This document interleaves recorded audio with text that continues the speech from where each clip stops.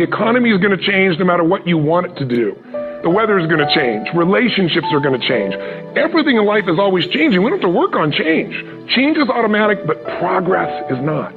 But I worked 8 to 5, and literally I'd come home, I'd get a bite to eat, and then I'd start my work at 6 p.m., 6:30 p.m., and I'd go from 6:30 to 2 a.m., and I'd get another 7-8 hours in, and that's how I built everything in the beginning. That's honestly what's required, and to not do that is to cheat yourself, because in the end, what we get will never make us happy. I don't care how many stars on your chart, how many Academy Awards, how much money you make. What makes us happy is progress. Progress equals happiness. If you're not growing, you're dying inside. Getting things is not going to make you happy. That's good news in a tough economy. It's a good reminder. It doesn't matter what you get. It doesn't matter whether it be money or opportunity. All those things might excite you for the moment. Even a relationship, as magnificent it may be, might be exciting for a while. But if you don't keep growing, that relationship isn't going to stay exciting. So the secret to real happiness is progress. Progress equals happiness. And if we can make progress on a regular basis, we feel alive. And that's why at the beginning of the year, we get this thing like, okay, I can have this fresh start. I can really do what my soul desires. I could expand. I could grow. I could improve. I could change. Or maybe better than change, I could progress. See, think about that. Progress is an aliveness to it, doesn't it? You don't have to work at changing. People say all the time now, well, I'm working on changing. Don't worry about it. You don't have to work on changing. Change is automatic. Your body's going to change whether you want it or not as the years go by. And no matter how hard you work, there's going to be some changes going on there. So if you want to make real progress, then you really got to look at your life in a different way. You got to say, I got to take control of this process and not just hope it's going to work out like people do who make a resolution. Because really, isn't that what they're really doing at the beginning of the year? They're saying, well, here's my resolutions for the year, and they really basically tell you their wishes. It's their wish list.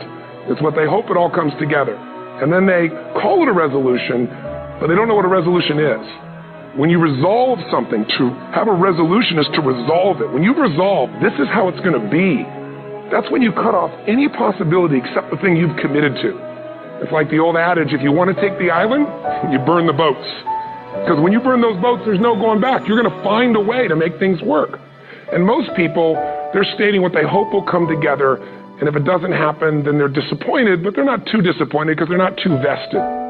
What does it take to successfully create a lasting change in your life? To not only have a New Year's resolution you follow through on, but really have a lasting change? Well, the first step for lasting change is very much like making a New Year's resolution. Fundamentally, it's the same. The first step is you got to have a vision. A vision for what it is you really, truly want. Not what you think you want or what you should have. I mean, what are most people's New Year's resolutions? I'm going to stop eating sugar. I'm going to stop smoking. I'm going to lose 10 pounds. Problem with that is it's not very inspiring for most people. It's not telling you what you're going to get. It's only what you're not going to do. And it's kind of hard to have you move forward with that. A vision is about what you're here to create. A vision that really works is one that excites you. If you say, well, my resolution, my goal, my outcome for this month, this week, this year is to lose X number of pounds, that's okay, but it's not very compelling. It has to be a compelling vision. It's got to have something that has the power to pull you, not something you have to push yourself to do. Those are two different kinds of motivation. Push requires willpower, and willpower never lasts. What will last is pull. Having something so exciting, so attractive, something you desire so much, that you have a hard time going to sleep at night and you get so up early in the morning to rock it and take it to the next level. That's what you're looking to create. And that isn't easy to get. But one of the reasons we do seminars and events and we say, why do that? Why not just read a book or something? Is because when you get in an environment where you're with people that are being put in a peak state, like when you're going to a sporting event, if you watch a sporting event at home, it might have a certain level of excitement. But when you're in a stadium with 50,000 people, suddenly it has a whole different level of intensity, and we feel that. And the bottom line of our follow-through comes down to our emotional intensity. In a different state of mind, you're going to come up with a much better and a more exciting vision than if you're sitting on the couch going, okay, what are my new resolutions for this year? And you're doing it the morning after the new year has started, and you're a little inebriated, and the football game's on in the background. Probably not going to have the power of focus there. Probably not going to have the power of the energy to create something that's going to pull you for this year, and you got to do that. So it's got to be a vision that's compelling, something that it's going to be a gift to make sure that it happens. And also, along with that compelling vision, you got to have strong enough reasons that you're going to follow through when the going gets tough. That's one of the biggest things missing for most people. They say, this is what I want to do. It's not very exciting, it's not very compelling, but most importantly, they don't have strong enough reasons to push themselves through what's going to be necessary to get that dream, to get that goal when the inevitable challenges come up. When you're starving, hungry, and you're trying to go on a diet, right? When you got no time and you're stressed out and you haven't worked out still, and that's what you're supposed to do. When the economy gets tight and what you thought you were going to do doesn't work, and so you give up on the goal instead of finding another way to get there. You don't let the fear take you over if you've got strong enough reasons. Those reasons can be positive, or those reasons can also be negative. They can be, if I don't do this, this is going to cost me. And if I do this, this is what I'm going to gain in my life. Reasons come first, answers come second.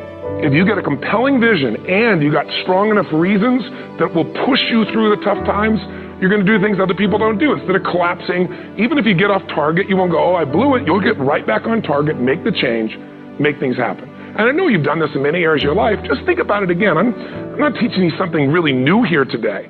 I just want to remind you of what your soul knows. You got to change, you got to improve, and you got to go through a simple process fundamentally to make that progress.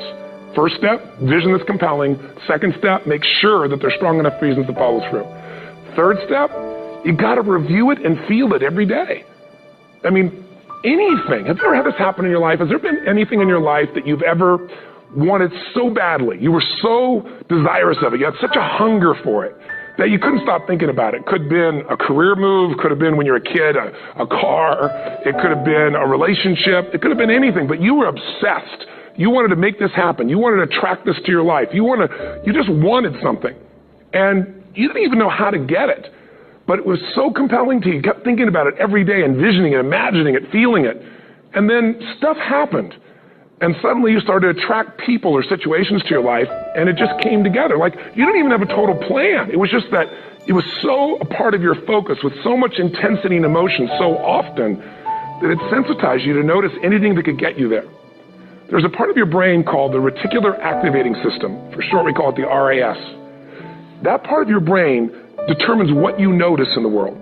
And it's really important because when you set a goal, when you get really clear on a vision, there's strong enough reasons, and you review it enough, and it becomes a part of you, that part of your brain says, anything that relates to this, I need to notice. It's like, did you ever buy a certain kind of car or maybe a certain outfit, and suddenly you see that car everywhere, those outfits everywhere? Well, you know, the cars were always around, but why do you see it now? Because your RAS knows this is important. This is part of my world now. Similarly, when you really get clear and it's compelling, and you're reviewing it every day, got strong reasons, and you're reviewing it every day, and you're feeling it,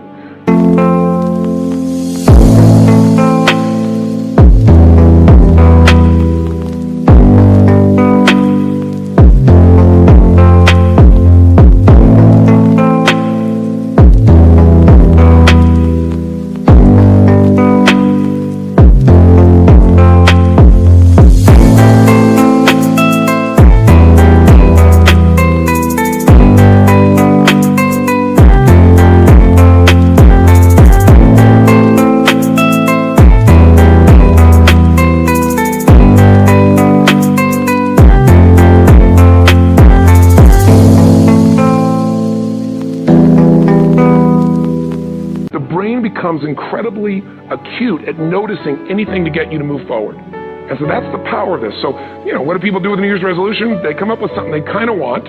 It's not a compelling vision. They don't really have strong enough reasons, and they never review it again until to notice that they broke what they said they really want to have make happen, because they didn't really resolve. If you resolve, you got the vision, it's compelling, you review it daily, and you feel it, you envision it, and you experience it. Simple as it sounds. Now, ultimately, what is this really about? Ultimately, if you're going to have lasting change in anything, you're really talking about just raising your standards. I mean, I always tell people, if you want to know how to change your life, I give it to you in 3 words, boring as it sounds: raise your standards. Well, what does that mean?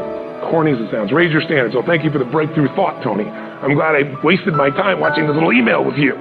But think about it. Lasting change is different than a goal. You don't always get your goals, but you always get your standards. Maybe it would help you is to think about it this way. I try to explain standards to people with a different set of words.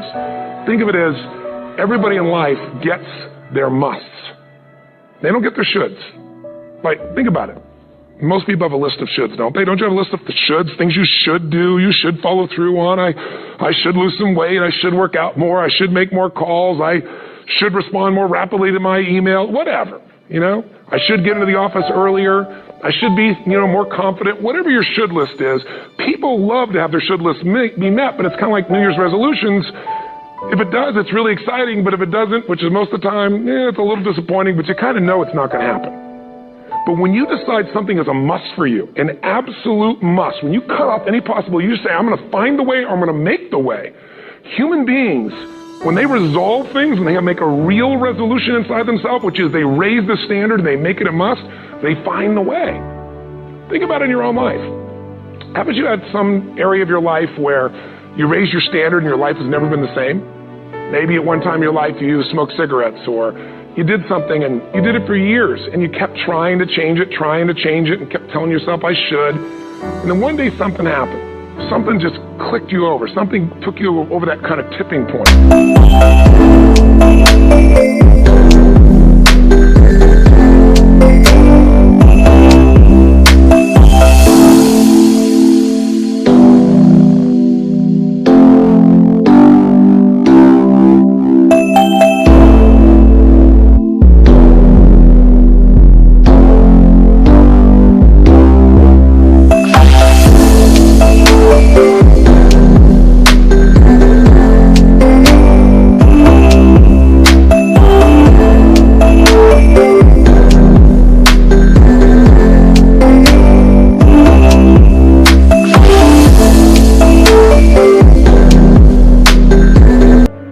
And inside yourself, you said, no more. And it was a very, very different experience, wasn't it?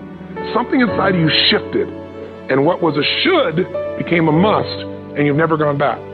Is there an area like that in your life you can think of? Again, did you ever smoke cigarettes? Did you ever eat a certain way, drink a certain form of alcohol, and then finally say no more, and you just don't go back? And notice this, it doesn't really take any willpower anymore. Because somewhere when we make this click, when we make something a must, we attach ourselves to it.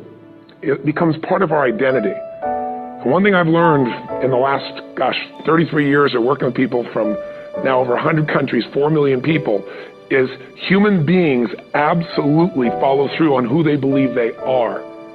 If you said to me, well, I'm really going to work hard to stop smoking, but, I've been a smoker my whole life, and I am a smoker. I know your days are numbered. You're going to be back smoking cigarettes again, because we all act consistent with who we believe we are. I tell people the strongest force in the whole human personality is this need to stay consistent with how we define ourselves.